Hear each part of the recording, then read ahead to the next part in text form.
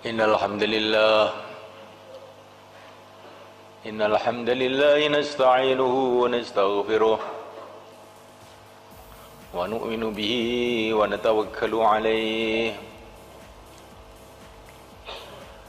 wa na'udzu bihi min shururi anfusina wa min sayyiati a'malina. من يهده الله فلا مضل له ومن يضلل فلا هادي له أشهد أن لا إله إلا الله وحده لا شريك له وأشهد أن سيدنا مولانا محمدا عبده ورسوله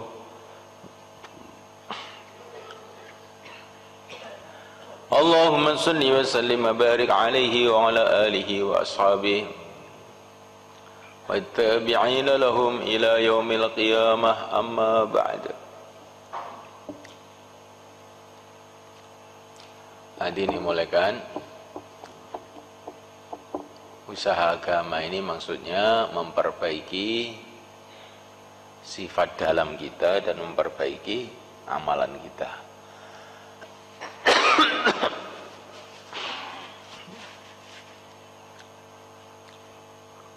Kalau hati seseorang itu baik, amalannya baik, maka Allah akan ridho kepada dia. Allah akan muliakan dia. Allah akan bela dia. Amalan baik, tapi kalau hatinya tidak baik, maka Allah tidak suka. Ada orang sholat tetapi hatinya enggak baik, sholat dengan malas, maka Allah tidak suka dengan sholatnya. Wa idza qamu ila sholati qamu kusala, sholat dengan malas, akhirnya sholatnya tidak mendatangkan ridho Allah. Ya, kalau sholatnya penuh dengan kekhusyuan, qad aflahal mu'minun alladzina hum fi sholatihim khashi'un, sholatnya mendatangkan kesuksesan. Ada orang berjuang tapi hatinya itu ingin dunia, maka perjuangannya gagal. Minkum man yuridu dunya, ya. Allah SWT menceritakan satu pasukan orang-orang Islam yang sebagian itu ada yang menghendaki dunia, maka perjuangannya itu banyak musibah. Perjuangan yang akan diterima oleh Allah, yang akan dibela oleh Allah itu perjuangan bersih, nggak ada ingin dunia, hanya ingin ridha Allah saja.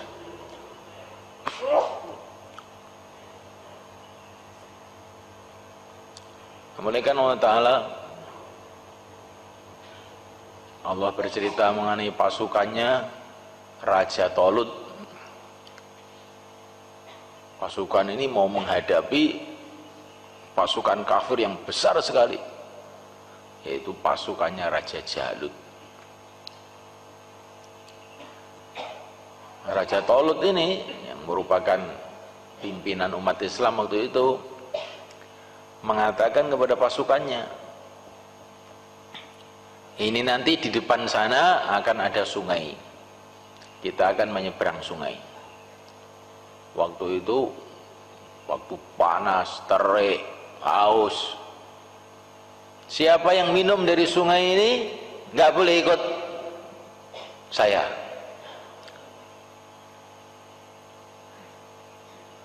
Yang tidak minum boleh ikut.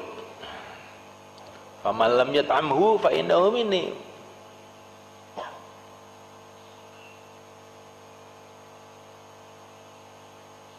Fasyaribu minhu illa qalilan minhum. Ternyata pasukannya ini nggak kuat pada minum semua. Yang tidak minum cuma 313 orang. Padahal ngadepi pasukan besar Pasukannya itu asalnya ribuan orang, tapi minum semua. Yang tidak minum cuman 313. Akhirnya Raja Talut berangkat dengan 313 orang ini. Tapi menang mereka. Allah berfirman, "Kam min fi'atin qalilah ghalabat fi'atan katsiratan biidznillah wallahu ma'as sabirin." Karena orang 313 ini punya sifat sabar. Walaupun dikit menang. Orang yang punya sifat sabar, haus, terik,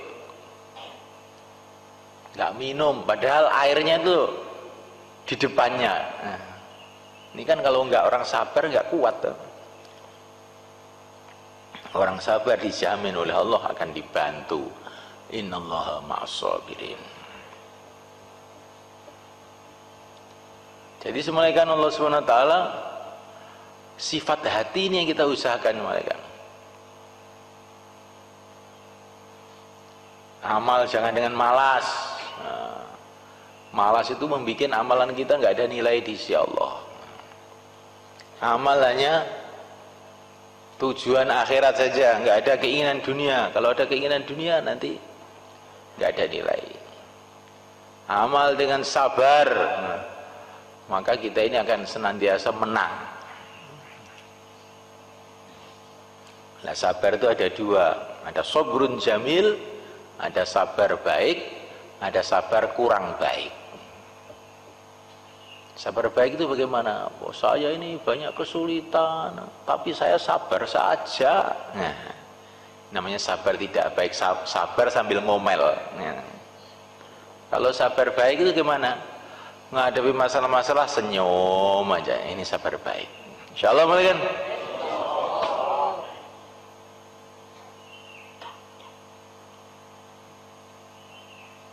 Maka semulaikan Allah Ta'ala sifat-sifat dalam yang kita usahakan. Bagaimana cara mengusahakannya? Pertama kali doa. Ya Allah, berikan kepada kami sifat khusyuk di dalam sholat. Berikan kepada kami sifat sabar. Berikan kepada kami keinginan hanya akhirat saja. Berikan kepada kami sifat-sifat yang baik. Karena yang kedua latihan.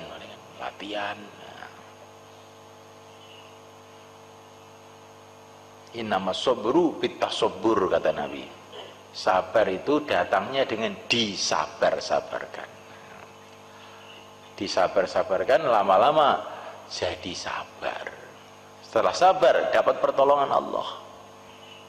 Insyaallah malaikan. 3-3-4-4 diulang.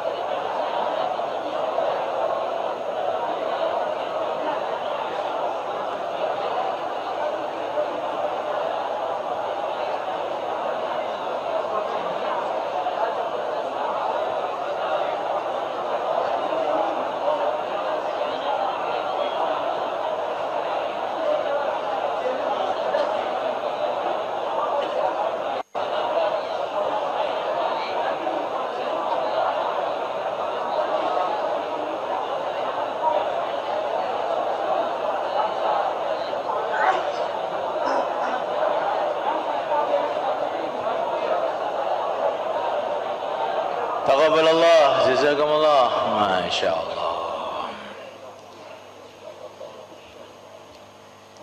Dan sumbernya semua sifat-sifat baik itu adalah sifat yakin. Kalau orang itu yakin segala sesuatu yang berkuasa hanya Allah, yang menentukan semuanya hanya Allah, dia bisa sabar. Maka Allah berfirman kepada nabinya, wasbir li hukmi rabbik fa innaka bi a'yunina, sabarlah kamu dengan keputusan Tuhanmu. Tuhanmu itu melihat kamu. Kalau orang itu merasa bahwa kesulitan-kesulitan ini dari Allah hakikatnya untuk menguji kita, Allah melihat kita, kamu dalam kesulitan, kamu dimusuhi orang, Allah tuh melihat kamu. Gak usah kamu resah. Kamu lapar, Allah tahu. Memang Allah datangkan itu untuk menguji kamu, sabar apa enggak. Maka timbul sifat sabar. Sumbernya sabar dari yakin. Kalau orang itu yakin, kalau Allah melihat dia, mendengar dia, dia sholat itu menghadap kepada Allah yang maha agung, yang maha suci, pasti khusyuk. Orang itu waktu sholat ingat negeri akhirat, bahwa sholat 2 rakaat lebih mahal di dunia seisinya, sholatnya mesti sungguh-sungguh. Wa innaha lakabiratun illa 'alal khashi'in alladzina yadhunnuna annahum mulaqu rabbihim. Orang sholat betul-betul ingat akhirat, jadi khusyuk nanti sholatnya. Tapi kalau sholat ingat dunia nggak akan bisa khusyuk, gelamjar.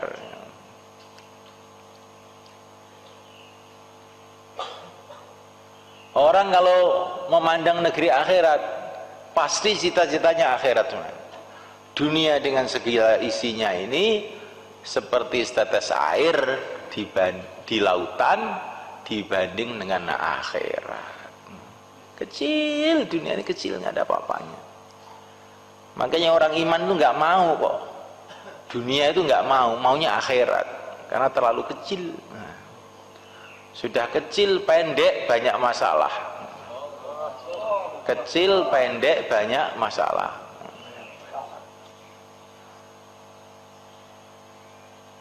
Jadi semulaikan wa ta'ala, sifat-sifat baik itu sumbernya karena yakin.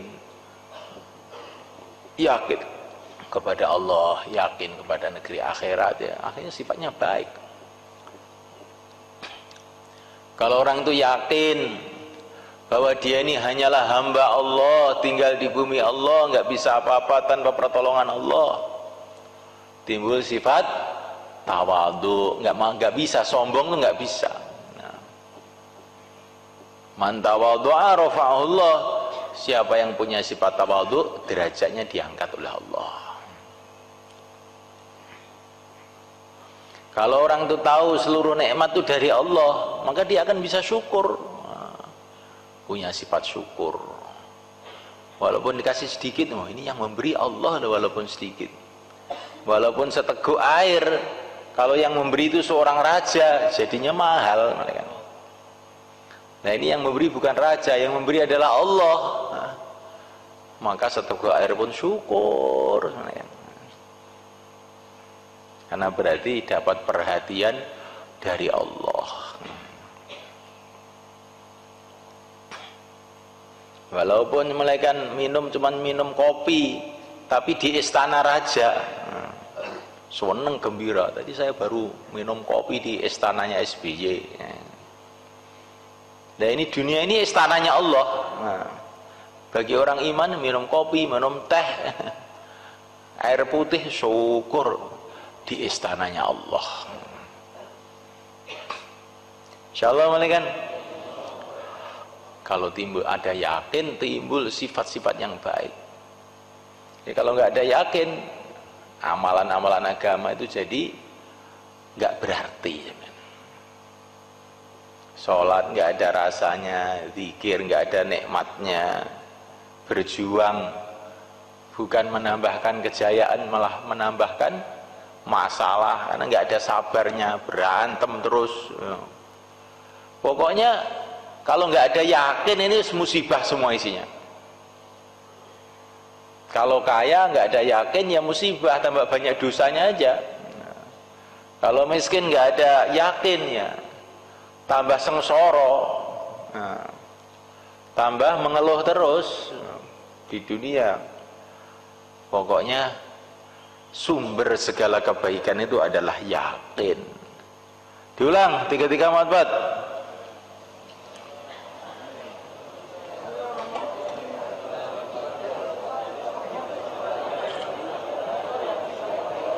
Bil, yang masih itu deh.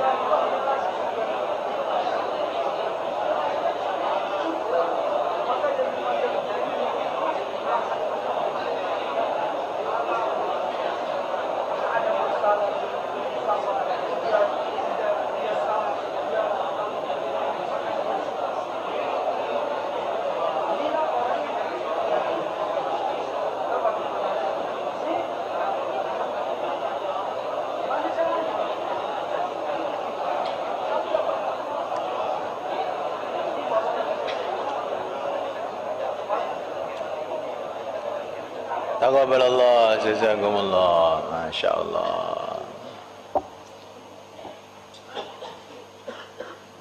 Maka yang mulia Nabi Agung Muhammad SAW mengatakan,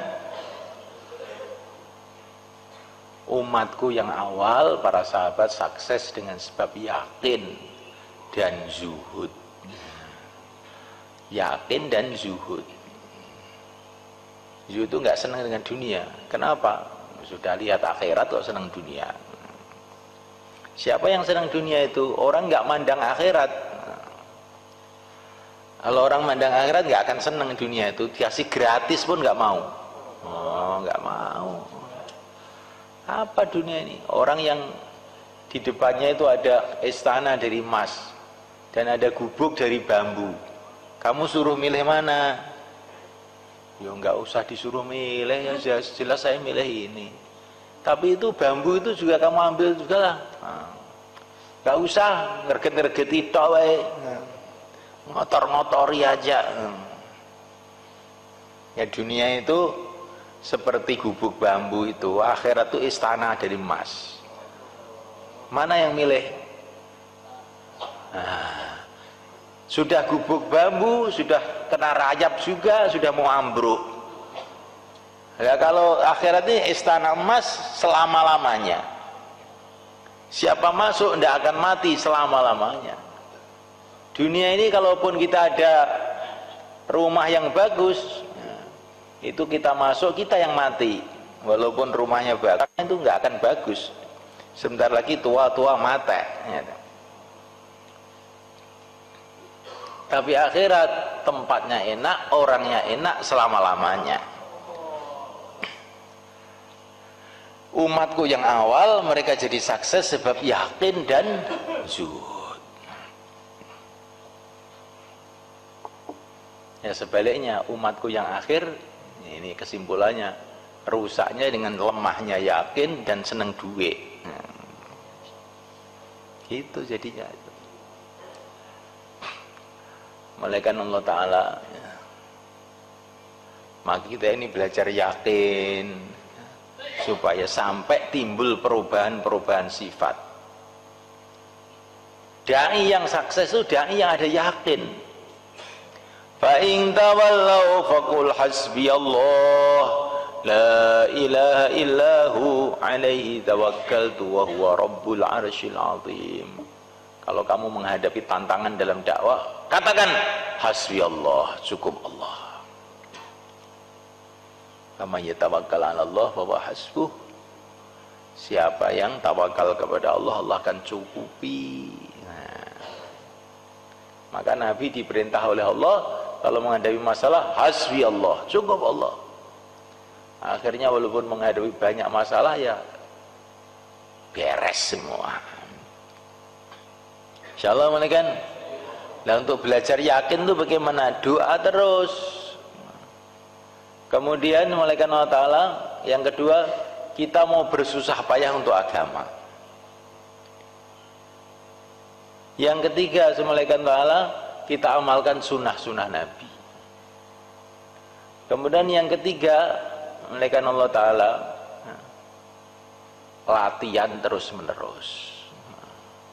Kalau kita ini melakukan doa terus menerus, terus mau susah payah untuk agama, terus kemudian apa? Sunnah-sunnah Nabi kita kerjakan, terus latihan terus menerus, lama-lama perubahan sifat, akhirnya datang pertolongan Allah pada kita. Insyaallah malaikat.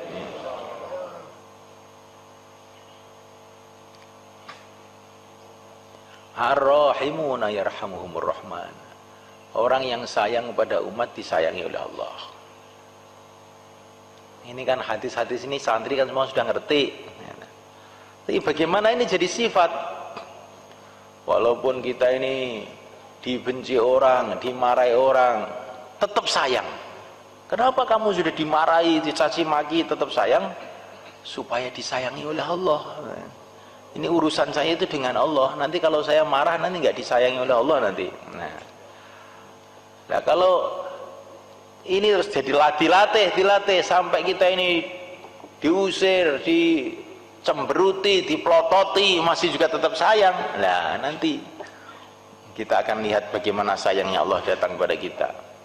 Seperti Rasulullah ketika di Taif, dilempari batu, diusir, dicaci maki, tetap sayang dengan orang Taif. Allahumma ighfir liqaumi fa innahum la ya'lamun. Ampuni kaumku karena mereka tidak tahu. Akhirnya datang pertolongan Allah. Seluruh orang Taif akhirnya masuk Islam semua sampai sekarang. Kita mau belajar begitu. Ini khususnya santri-santri yang tinggal di Trangkil. Nanti sebentar lagi akan ada anak-anak Sanlat, anak-anak dari mana Bang itu? SMP Karangrejo. Bagaimana itu anak-anak yang datang itu kamu rawat, kamu ikram, insyaallah ya. Kamu kasih cerita agama, cerita negeri akhirat, cerita keagungan Allah, biar mereka kenal kepada Allah. Itu anak-anak itu walaupun beberapa hari di sini, itu menurut cerita-cerita banyak yang kemudian terkesan, sehingga menghidupkan usaha agama di sekolahan-sekolahan mereka, di rumah-rumah mereka. Kemarin tuh ada anak SMA di sini 3 hari, kemudian akhirnya ke Jakarta sana mau kuliah. oleh orang kantornya dikasih tahu, kamu bisa masuk bayar 50 juta katanya. Ngomong sama ayahnya, ya saya bisa masuk kalau bayar 50 juta. Ya saya bayari katanya ayahnya. Tapi itu waktu keluar 3 hari di Temboro tuh nggak boleh loh sama Pak Kiai itu. Suap itu kan neraka loh katanya. Terus gimana?